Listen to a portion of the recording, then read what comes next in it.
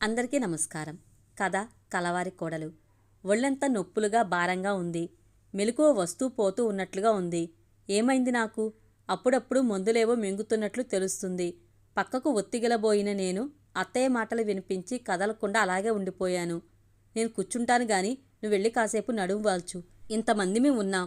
నీ చాదస్తం కాకపోతే నువ్వే ఎందుకు కనిపెట్టుకుని కూర్చోవటం? 2 రోజులుగా నీకు నిద్రలేదు. చిన్నత్తయ్య అలా మాట్లాడుతుంటే నాకు ఆశ్చర్యం అనిపించింది. అంతకుముందు అత్తయ్య కంఠస్వరం వినిపించింది. అంటే చిన్నత్తయ్య మాట్లాడుతున్నది అత్తయ్యతోనా? వీళ్ళిద్దరు ఈ గదిలో ఎందుకు ఉన్నారు? అత్తయ్య కనిపెట్టుకుని చూస్తున్నది ఎవరిని? నన్నా? సమయానికి విష్ణు లేడు. ఒళ్ళెరగని అంత జ్వరంతో అలా పడి ఉంటే నాకు గదిలో కూర్చున్న స్థిమితంగా ఉండటం లేదు. అత్తయ్య మాటలు పూర్తి కాకముందే చిన్నత్తయ్య మళ్ళీ అన్నారు. బావుంది. కంగారు పడాల్సిన పనేం లేదని డాక్టర్ చెప్పారు కదా అక్కయ్య. ఈ ఇంటికి వచ్చి ఇన్నాళ్ళైనా నువ్వు పలకరించడం చూడనే లేదు. ఇప్పుడేమో తిండి తిప్పలు కూడా మానేసినట్లుగా పక్కనే కూర్చుంటున్నావు. ఏమిటో విచిత్రంగానే ఉంది. తనలో తానే అనుకుంటున్నట్లుగా అత్తయ్య కంఠం చాలా మెల్లగా వినిపించింది. శ్రీలక్ష్మి ఇంకా ఇక్కడే తిరుగుతున్నట్లుగా అనిపిస్తుంది నాకు. మర్చిపోలేకపోతున్నాను. నాకెవరి మీద కోపం లేదు. తప్పు చేసినందుకు బాధపడుతున్నాను అంతే. ముందు ముందు ఏం జరుగుతుందో అనే ఆలోచన లేకుండా అంతా నా చేతుల్లోనే ఉన్నట్లుగా భ్రమలో పడి చిన్నప్పటి నుండి కోడలు అంటూ తన మనసులో లేనిపోని ఆలోచనలో ఆశలు కల్పించడం నా తప్పేగా. నేను స్పృహలో లేననే ఉద్దేశంతోనే ఇద్దరూ మెల్లగా మాట్లాడుకుంటున్నారు కాబోలు. శ్రీలక్ష్మి మరణానికి నేనే కారణమని అత్తయ్య అనుకోవడం లేదు. అది తన తప్పేనని తననే నిందించుకుంటున్నారు. నన్ను పలకరించకపోవడానికి కారణం బాధే కాని నా మీద కోపమేమీ లేదట. నాకు చాలా ఆశ్చర్యంగా ఉంది. అత్తయ్య పట్ల గౌరవాభిమానాలు పెరిగిపోయాయి. ఇంటికి వచ్చిన వాళ్ళు మనకి అయిష్టులైనా నచ్చని వ్యక్తులైనా గాని మర్యాద కోసం పలకరిస్తాం. అత్తయ్య అలాంటి కనీస మర్యాదనైనా నా పట్ల చూపించలేదని ఇన్నాళ్ళు అనుకుంటున్నానే గాని అత్తయ్యలో ఇంతటి దుఃఖం ఆవేదన గూడు కట్టుకుని ఉన్నాయని ఊహించలేకపోయాను. ఏమిటి, మీరిద్దరు ఇక్కడే ఉన్నారా? ఇక నాకేం పనిలేదు. వదిన దగ్గర నేనుంటాను. మీరు వెళ్ళండి. నీరజ వచ్చినట్లుంది. వాళ్లతో చెప్తుంది. నేను అలాగే కళ్ళు మూసుకుని కదలకుండా ఉండిపోయాను. నుదుటి మీద చల్లని చేతి స్పర్శ తగిలి ఒక్కసారి ఒళ్ళంతా ఏదో కుదుపు, చిన్న పులకింత. పర్వాలేదు, టెంపరేచర్ మామూలుగానే ఉన్నట్లుంది అని అత్తయ్య మాటలే. జ్వరం తగ్గిందో లేదో తెలుసుకోవడానికి నా నుదురు మీద చేయి వేశారన్నమాట. ఒక ఉదుటిన లేచి అత్తయ్య 2 చేతులు పట్టుకుని మనసులోని దుఃఖమంతా తీరేలా ఏడ్చేయాలనిపించింది. నిగ్రహించుకున్నాను. నాకు తెలీదు, నిజంగా తెలియదు. విష్ణుకు నిశ్చయమైన అమ్మాయి శ్రీలక్ష్మి ఉందనే విషయం నిజంగానే నాకు తెలియదు. ఈ తప్పు నాకు తెలియకుండానే జరిగింది. గట్టిగా అరిచి చెప్పబోతున్నట్లుగా మనసులోనే అనుకున్నాను. నీరజ నా చేయి పట్టుకోగానే నేను మెల్లగా కళ్ళు తెరిచాను. నీరజ చాలా సంభ్రమంగా, అమ్మయ్య, నీకు మెలకువ వచ్చిందా అంటూ ఏవో 2-3 టాబ్లెట్స్ నా చేత మింగించింది. టెంపరేచర్ చూసింది. అబ్బా, ఇప్పటికీ నార్మల్కి వచ్చింది. ఈ 2 రోజులు అందరూ ఎంత కంగారు పడ్డామో నీకు తెలియదు. నువ్వు స్పృహలో లేవు. హఠాత్తుగా జ్వరం వచ్చేసింది.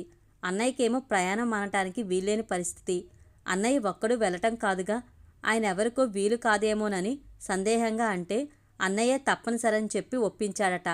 అందుకనే వెళ్ళలేక మానుకోలేక సతమతమవుతుంటే నేనే అందరం ఉన్నాం కదా, కంగారెందుకని వెళ్ళమని చెప్పాను. వెళ్ళాడే గాని మనసంతా ఇక్కడే ఉన్నట్లుంది. గంటకోసారి ఫోన్ చేస్తున్నాడు. మీ నాన్నగారు కూడా 2 సార్లు చేశారు. ఇంత జ్వరం ఉందని తెలిస్తే కంగారు పడతారేమోనని తలనొప్పిగా ఉండి నిద్రపోతున్నావని చెప్పాను. ఇప్పుడు ఫోన్ చేసి మాట్లాడు. నీరజ అలా గడగడ చెప్పుకుపోతుంది. అప్రయత్నంగా నాకు కళ్ళ వెంబడి నీళ్లు జాలువారాయి. నీరజ నా పక్కన కూర్చుంది. నేను అనవసరంగా జరిగిపోయిన విషయాలు చెప్పి నీ మనసు పాడు చేశానేమోనని బాధపడ్డాను. నీకు హఠాత్తుగా అంత జ్వరం వచ్చేసరికి కంగారు పడ్డాను. జరిగిపోయిన వాటిని మనమేమీ సరిచేయలేం. మన చేతుల్లో లేని దానికోసం అనవసరంగా బాధపడ్డా ఎందుకు చెప్పు. అందుకే అన్నయ్య నీకు చెప్పలేదు. నువ్విక అదంతా మర్చిపోవదినా, నొచ్చుకుంటున్నట్లుగా అంది. నేనేం మాట్లాడకుండా నిర్లిప్తంగా ఉండిపోయాను. 2 రోజులకి నీరసం తగ్గింది. మామూలుగానే ఉన్నాను. కానీ మనసులోని భారం, ఏదో అపరాధ భావం అలాగే ఉంది. శ్రీనిలయంలో ఎటు చూసినా నాకు శ్రీలక్ష్మి కనిపిస్తుంది. నేను చూసిన ఆల్బంలోని ఫోటోలు నా మనసులో అంత గాఢమైన ముద్ర వేశాయి కాబోలు. మేడమెట్ల మీదుగా తను పరుగులు పెడుతుంటే తన కాలి పట్టీల మువ్వల శబ్దం నాకు వినపడుతున్నట్లుగా, అందరి మధ్య కూర్చుని కబుర్లు చెప్తూ పెద్దగా నవ్వుతుంటే ఆ నవ్వులు ఇల్లంతా ప్రతిధ్వనిస్తున్నట్లుగా. ఏమిటి భ్రమలు? నా పరిస్థితి ఎప్పటికీ ఇలాగే ఉంటుందా? శ్రీలక్ష్మితో నాకేమీ పరిచయం లేదు. కేవలం తన గురించి విన్నానంతే. అయినా నాకే ఇంత దుఃఖం ఉంటే గాఢమైన అనుబంధం ఉన్న అత్తయ్యకి, ఇంట్లో వాళ్ళందరికీ ఇంకెలా ఉంటుంది? నాకు తెలియకుండానే అయినా నా వల్ల తప్పు జరిగింది కాబట్టే నాకింత వేదన కలుగుతుంది. విష్ణు ఊరు నుండి వచ్చారు. తల ఎత్తి తన వైపు సూటిగా చూడటానికి కూడా ఏదో సంకోచంగా అనిపించింది. ఎందుకో తెలియదు. తల ఉంచుకుంది. మౌనంగా కూర్చుండిపోయాను. విష్ణు నా గడ్డం కింద అరచేతిని ఉంచి నా తల పైకెత్తి నా వైపు సూటిగా చూస్తూ, సుజీ, నేనేం చెప్పినా నీకు నిజమే చెప్తానని నమ్ముతావు కదూ అన్నాడు. నేను అవునన్నట్లుగా తల ఊపాను. ఏం చెప్తారు? చిన్నప్పటి నుండి ఇష్టపడిన శ్రీలక్ష్మి మీద ఎందుకు వైముఖ్యం వచ్చింది? నా పట్ల ప్రేమ కలగడానికి కారణమేమిటి? ఏం చెప్తారు? విష్ణు బెడ్కి ఆనుకుని నా పక్కనే కూర్చున్నారు. ఒక నిమిషం చూపుడు వేలుతో గాల్లో గీతలు గీస్తూ ఏదో ఆలోచిస్తున్నట్లుగా మౌనంగా ఉండిపోయారు. తర్వాత చాలా మెల్లగా తనలో తాను అనుకుంటున్నట్లుగా మొదలుపెట్టారు. శ్రీలక్ష్మి చిన్నప్పటి నుండి మా మధ్య ఇక్కడే పెరిగింది. శ్రీలక్ష్మి అంటే అందరికీ అభిమానమే. నాకు అంతే. ఆ ఇష్టంలో ప్రత్యేకత ఏమీ లేదు. శ్రీలక్ష్మి పట్ల నా కాబోయే భార్యగా నా ఊహలెప్పుడూ అలా సరదాగా సాగలేదు. బహుశా చిన్నప్పటి నుండి ఇక్కడే పెరగడం ఒక కారణం అయి ఉండొచ్చు. ఈ ఇంటి కోడలుగా, నా కాబోయే భార్యగా తన మీద ముద్ర పడిపోయింది. మేం పెద్దయ్యాక అయినా మా పెద్దవాళ్ళెప్పుడూ మా ఇష్టాలేమిటో కనుక్కోలేదు. నేను కూడా పెద్దల నిర్ణయాన్ని గౌరవించి మౌనంగా ఉండిపోయాను. ఒకసారి ఎప్పుడో నేను పరధ్యానంగా యాపిల్ కోస్తూ వేలు కోసుకున్నాను. అప్పుడే బజారు వెళ్ళొచ్చిన శ్రీలక్ష్మి అమ్మకి తను కొనుక్కున్న కొత్త చీరను చూపిస్తూ నా వేలు నుండి కారుతున్న రక్తాన్ని గమనించి చెటుక్కున ఆ చీర ఒకవైపు నా వేలుకి చుట్టేసింది. శ్రీలక్ష్మిది చాలా సున్నితమైన మనసు. కొంచెం బాధ కూడా తట్టుకోలేదు. నా వేలే కాదు, ఎవరిది, అమ్మదైనా నీరజదైనా కంగారుతో అలాగే చేసి ఉండేది. కానీ అది గమనించకుండా అందరూ అది శ్రీలక్ష్మికి నా పట్ల ఉన్న ప్రేమకి తార్కాణమంటూ సరదాగా చెప్పుకుని నవ్వుకున్నారు. చెప్పుకుంటే ఇలాంటివి చాలానే ఉంటాయి. శ్రీలక్ష్మి సరదాగా కబుర్లు చెప్తూ అందరినీ నవ్వించడమే కాదు, చాలా చిలిపి పనులు చేస్తుండేది. అలా తను చేసిన తమాషా పని ఈ విషాదానికి కారణమైంది. అది తెలుసుకోకపోవటం, అలా ఊహించలేకపోవటంలో నా తప్పు ఉంది. ఆ రోజు నేను పని మీద ఎక్కడికో వెళ్తుంటే తిరిగి వచ్చేటప్పుడు దారే కాబట్టి చెన్నూరు వెళ్ళి శ్రీలక్ష్మిని తీసుకురమ్మని అమ్మ పురమాయించింది. సాయంకాలం చల్లగా హాయిగా ఉంది. అటూ ఇటూ చెట్లు. నిర్మానుష్యంగా ఉన్న రోడ్డు మీద నడవటం బావుంటుందనిపించి డ్రైవర్ని ఫల్లాంగు దూరంలో కనిపిస్తున్న చెట్టు దగ్గరికి వెళ్ళి ఆగమని చెప్పాను.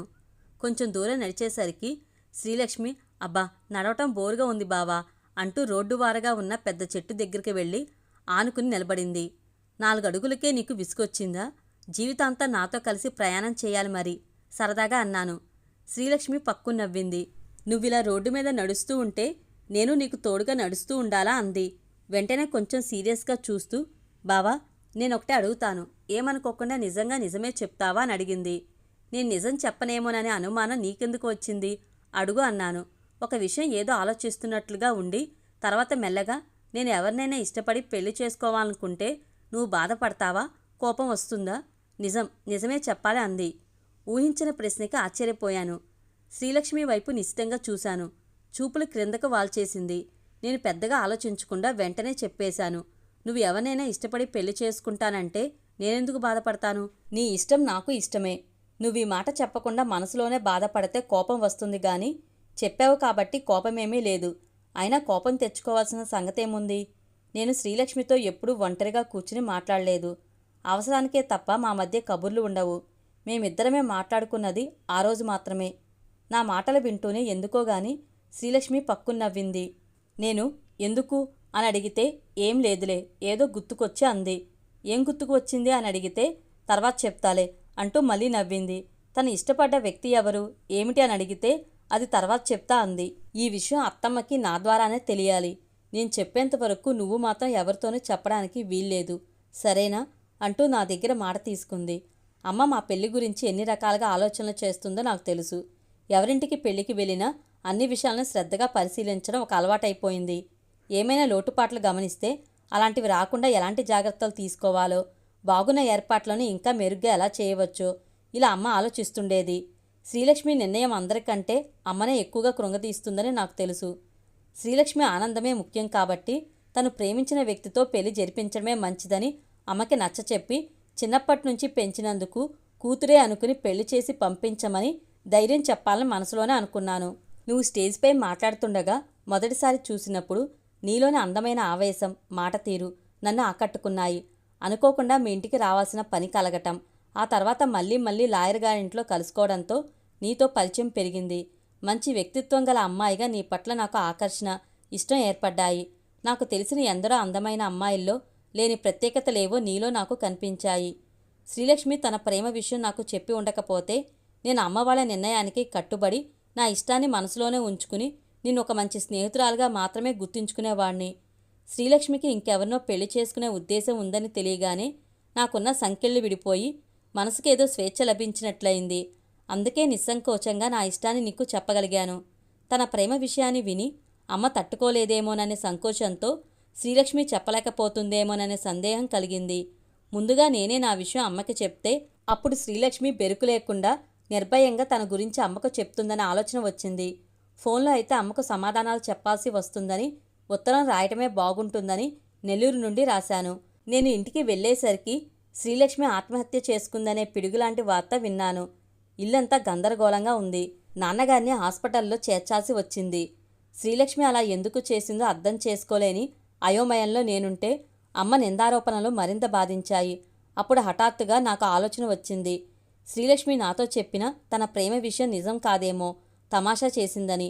అందుకే తను చెప్పగానే నేను నిజమేనని నమ్మి నాకేం కోపం బాధ లేదని చెప్తుంటే నవాపుకోలేక నవ్విందన్నమాట. తను తమాషా చేస్తే నేను సీరియస్గా మాట్లాడిన మాటలు అందరికీ ఆ తర్వాత ఎప్పుడో చెప్పి నవ్వించాలి అనుకుంది కాబోలు. శ్రీలక్ష్మి చేసే తమాషా పనుల గురించి తెలిసినా నాకెందుకో ఆలోచన అప్పుడు రాలేదు. నిజమేనని నమ్మాను. ఈ మాట అప్పుడు అనర్థం జరిగిపోయాక చెప్పడం వల్ల ప్రయోజనమూ లేదు, సమంజసమూ కాదనిపించి మౌనంగా ఉండిపోయాను. ఒకవేళ నేను ఇలా పొరబడ్డానని చెప్పినా మన మధ్య పెరిగిన పిల్ల ఎవరో ఏమిటో చెప్పకుండా ప్రేమించానని అంటే అది తమాషాయేనని ఎలా తెలుసుకోలేకపోయావురా అని అమ్మ నిలదీస్తుంది. దానికి నా దగ్గర సమాధానం లేదు. నువ్వు లేని జీవితమే వద్దనుకుని నీ ప్రేమకు అడ్డంకి కాకూడదని తనే వెళ్ళిపోయింది అంటూ అమ్మ నన్ను పట్టుకుని విలపిస్తుంటే ఎందుకింత పిచ్చితనంగా ప్రవర్తించావు శ్రీలక్ష్మి, ఎందుకింత తొందరపడ్డావు అని మనసులోనే నేను మదనపడ్డం తప్ప చేయగలిగిందేమీ లేకపోయింది. శ్రీలక్ష్మి మరణం, నాన్నగారి అనారోగ్యంతో ఇంటా బయట పరిస్థితులన్నీ అస్తవ్యస్తమైపోయాయి. చదువైన దగ్గర నుంచి బిజినెస్లో నాన్నగారికి తోడుగా ఉంటున్నాను. కానీ పూర్తిగా నాన్నగారి సలహాలు ప్రమేయం లేకుండా నేనే బిజినెస్ వ్యవహారాలు చూసుకోవాల్సి రావడంతో పార్ట్నర్స్తో చిక్కులు ఎక్కువయ్యాయి. ఇక ఇంట్లో పరిస్థితి చెప్పనే అక్కర్లేదు. శ్రీలక్ష్మి మరణంతో ఇంట్లో వాళ్ళందరి మధ్య ఉన్న అపురూపమైన ఆత్మీయానుబంధమేదో తెగిపోయి ఎవరికి వారుగా నిశ్శబ్దమైపోయారు. మన మనుషుల్లో తిరుగుతూ పనులు చక్కబెట్టుతున్నారంతే. అటువంటి పరిస్థితికి నాకు తెలియకుండానే నేను కారణమయ్యాను. అన్నింటికంటే అమ్మ మౌనమే నాకు మరింత శిక్షగా మారింది. అవసరమైతే తప్ప మాట్లాడడం లేదు. మాట్లాడినప్పుడు అమ్మ వైపు నేను సూటిగా చూడలేకపోయేవాణ్ణి. రోజులు గడిచే కొద్దీ ఇంట్లో నాకు ఊపిరాడినట్లుగా ఉండటంతో నీ తోడు కావాలనిపించి పెళ్లికి సిద్ధపడ్డాను. అయితే నీ పరిస్థితి ఇంత ఇబ్బందికరంగా ఉంటుందని మాత్రం ఊహించలేకపోయాను. లేకపోతే ఇంకా కొన్నాళ్ళు ఆగేవాణ్ణే. ఇప్పుడు చెప్పు సుజీ, నేను తెలిసి చేసిన తప్పేమైనా ఉందా? శ్రీలక్ష్మికి నేను అన్యాయం చేశానంటావా? విష్ణు కంఠం బరువుగా ఉంది. శ్రీలక్ష్మి మరణానికి కారణమయ్యానేమోనని 4 రోజులుగా నేను అనుభవిస్తున్న వ్యధ విష్ణు మనసులో ఎప్పటినుంచో ఉందన్నమాట. నా మనసు ఆర్ద్రమైంది. కళ్ళు తుడుచుకుని విష్ణు భుజంపై తలవాల్చాను. అంతకు మించి నేను ఏం చెప్పగలను? నా సమాధానం అర్థమైనట్లుగా విష్ణు నా భుజం చుట్టూ చేయి వేశారు.